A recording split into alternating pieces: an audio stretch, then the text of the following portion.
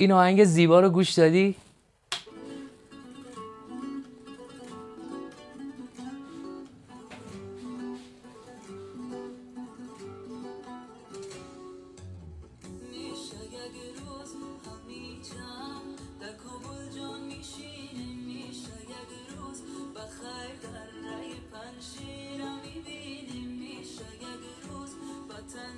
خب ریتم 6 و 8 قردار یا همون 6 و 8 ایرانیه و به این صورت.